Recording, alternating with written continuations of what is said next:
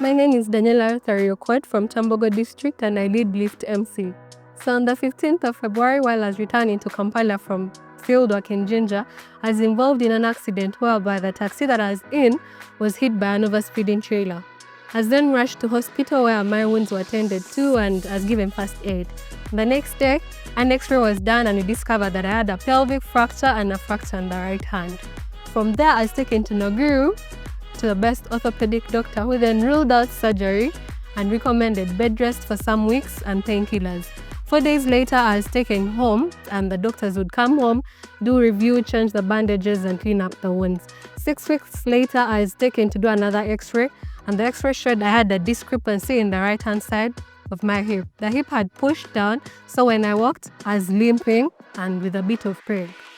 I had planned to come for Jesus Night on the very first day that I saw the advert because I believed that I would be walking by then or I'd be well enough to be in the room.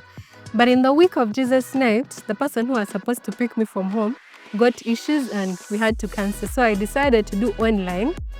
And then that morning when I woke up, something was really urging me and it was like, you have to be in the room for Jesus Night. You really need to be there. So I talked to a few friends who put together money and they paid for the Uber that brought me to Jesus Night.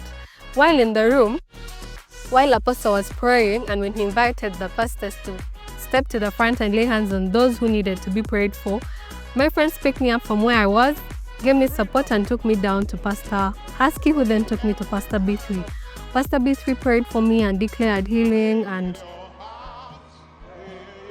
while I was walking away from her, I walked on my own without the clutches, without support. I'm grateful to God for healing me. I can now walk without crutches or support.